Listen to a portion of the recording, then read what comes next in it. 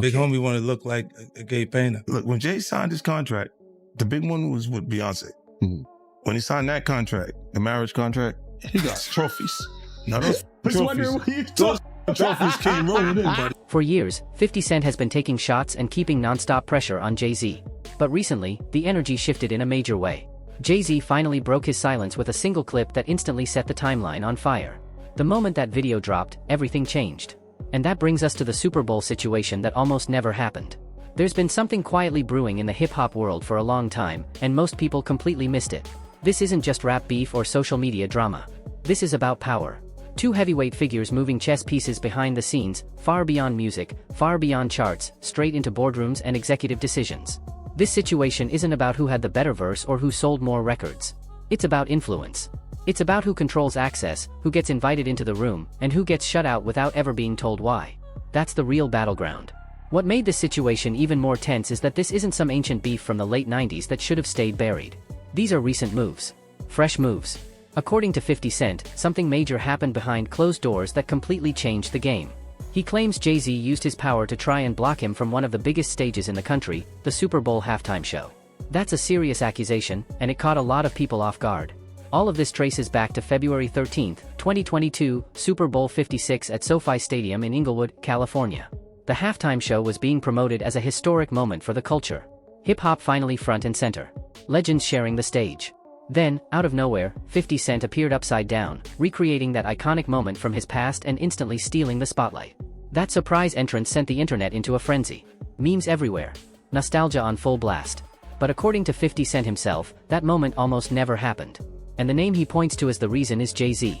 This is where the power dynamics really come into focus.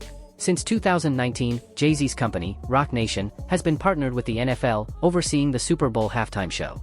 That deal gives him serious influence, who gets selected, how the show is shaped, and the overall creative direction.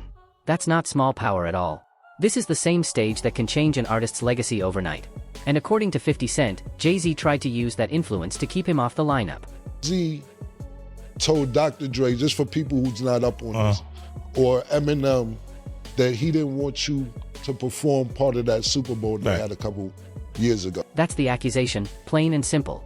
In December 2024, 50 Cent went on Cameron's show and finally laid everything out.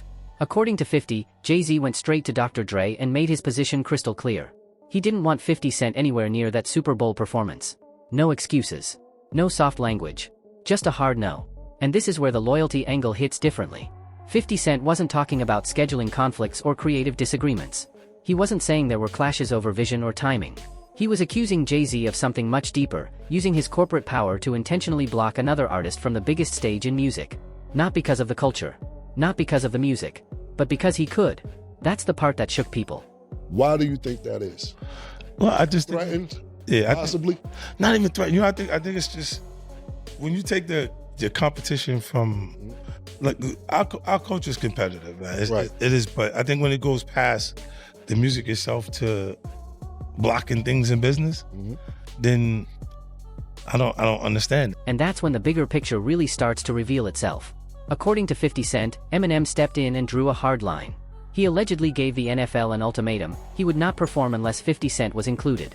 That's real loyalty. Now really sit with what that means for a second. One of the most hyped Super Bowl halftime shows ever almost lost Eminem, a certified legend, one of the main reasons millions of people tuned in. And all of that, allegedly, because Jay-Z didn't want 50 Cent on that stage. That's not small beef anymore. That's executive-level decision-making. The kind of move that could have cost networks millions and embarrassed the entire league on the biggest night of the year. 50 Cent has been trying to break down the motive behind it, and he didn't hold back. In a July 2024 interview with The Hollywood Reporter, he said it plainly. They wanted to leave me out of it. It was them fighting for me to stay out of it. It should be in the NFL paperwork now. Eminem is not performing without 50. That wasn't speculation. That was direct. Then in October 2024, when 50 Cent pulled up on The Breakfast Club, he doubled down. He said Jay-Z blocked him outright. Early on, he claims they tried to blame the NFL to dodge the smoke, but 50 said he peeped the play immediately. Industry insiders told him exactly where the resistance was coming from. And according to 50 Cent, the reason goes deeper than music. He believes his success in television, especially the Power universe on Stars, turned him into real competition in the entertainment business. And that's where things get messy. This stopped being about hot 16s or first week numbers a long time ago. This is empire talk. Market share. Control. Who gets to shape the future business of hip-hop, and who gets quietly pushed out? That's where 50 Cent says everything became clear. He claims the NFL took the public heat at first, but behind the scenes, the call came from Roc Nation. The shield went up early. From 50's perspective, the setup was clean, plausible deniability in place, corporate distance maintained. But he says he was never confused. He felt he knew exactly who was making the decisions, and why. And what made the situation even louder was the silence that followed. It's past the music itself to blocking things in business, then I don't understand that. Like right now, he's not even competing for a slot. You don't have a new song out that he want to be on the top 10 or top 5, and you still competing. It just don't make sense. Like, what are we competing for? Jay-Z has never publicly addressed these claims. Not once. For some fans, that silence looks like class, a refusal to get dragged into drama. For others, it feels like confirmation, as if the accusations might be hitting closer to home than anyone wants to admit. Either way, the lack of response only kept the conversation alive. By September 2024, the talk spread even wider. Cameron and Madalari openly speculated that Jay-Z may have also blocked Lil Wayne from performing at the 2025 Super Bowl, pointing to old tension between them. For a lot of people, a pattern started to form, one where corporate power and old grudges collide. Social media split straight down the middle. Some fans backed 50 Cent, calling Jay-Z petty, a gatekeeper abusing his influence. Others defended Jay, reminding everyone of 50's long history of provoking conflict and stirring chaos. The truth probably lives somewhere in between.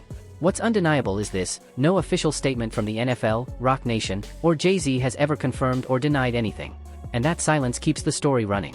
But to really understand why this tension runs so deep, why Jay-Z would allegedly push so hard to keep 50 Cent off the Super Bowl stage, you have to rewind all the way back to the beginning. Every legendary hip-hop rivalry has an origin story. And this one goes back to before the money, before the TV empires, before the boardrooms. Back in 1999, Curtis Jackson wasn't a global brand yet. He was a hungry rapper from Queens with a shaky deal, stacks of unreleased music, and nearly 40 recorded songs that weren't moving the needle. No buzz. No spotlight. No guarantees. Instead of waiting for permission, 50 Cent made a bold move that would define his entire career. He took inspiration from the Notorious B.I.G. and his 1993 track Just Playing, Dreams, where Biggie imagined wild scenarios involving R&B stars. 50 flipped that idea into something darker and louder. Not romance, robbery. The result was How to Rob. On that record, 50 Cent imagined robbing nearly every major rapper and singer in the industry. Nobody was safe. And yes, Jay-Z was on the list. One of the lines went, "Jigga just sold like 4 mil, he got something to live for. Don't wanna put 4 through that Bentley coupe door." It was bold, reckless, and impossible to ignore. The record spread fast. White label vinyls hit DJs like Funkmaster Flex at Hot 97, getting hundreds of spins a week and flooding mixtapes across major cities. Overnight, everyone was talking about the fearless kid from Queens calling out over 40 artists by name. Most rappers laughed it off. Some ignored it. But Jay-Z didn't. He responded, and that response quietly set the tone for a rivalry that's been simmering for more than 2 decades. At Hot 97 Summer Jam in 1999, Jay-Z stepped up and dropped a freestyle that instantly became legend. He dismissed his rival with a slick money metaphor, framing himself as real currency while reducing 50 Cent to pocket change, a line that perfectly captured Jay's cold, calculated style. That same jab later showed up on its Hot, Some Like It Hot, from Volume 3. Life and Times of Essa Carter, released in December 1999 and produced by Timbaland. Jay-Z doubled down, bragging about dominance and making it clear he saw himself on a completely different level. 50 Cent didn't let that slide. In 2000, he fired back with Be a Gentleman, a direct response where he questioned Jay-Z's image and street credibility, mocking the idea that charts and fame automatically equal respect. Then real life hit hard. On May 24, 2000, 50 Cent was shot 9 times outside his grandmother's house in Queens. He survived against the odds, but the fallout was brutal. Columbia Records dropped him, and his debut album Power of the Dollar was shelved. That moment paused the rivalry. While 50 spent the next 2 years healing, rebuilding, and flooding the streets with mixtapes, Jay-Z kept his run strong, especially with The Blueprint in 2001. The tension stayed quiet, but it never disappeared. Everything shifted in 2002. 50 Cent came back louder than ever, signing with Eminem and Dr. Dre under Shady/Aftermath. When Get Rich or Die Tryin' dropped in February 2003 and sold 872,000 copies its first week, the balance of power changed overnight. Tracks like Into Club and 21 Questions dominated radio. At that point, nobody questioned whether 50 Cent was legit. The real question became whether anyone could slow him down. And Jay-Z clearly saw it coming. In a 2013 interview on The Breakfast Club, Jay-Z admitted he warned his own Rockefeller Records artists. He said, "I'm telling you, y'all got a chance right now. Just flood it. Put out a lot of music, because 50 Cent is coming. That wasn't hate. That was fear mixed with respect. What followed was an awkward truce. The two appeared together in a Reebok commercial, co-headlined the Rock the Mic tour, and even crossed paths creatively. But beneath the surface, the tension never fully went away. And it didn't stop at music. In 2004, 50 Cent made a business move that changed how artists viewed money forever. He partnered with Vitamin Water, choosing equity instead of a simple endorsement check. When Coca-Cola bought the brand in 2007 for $4.1 billion, 50 reportedly walked away with $60 to $100 million after taxes.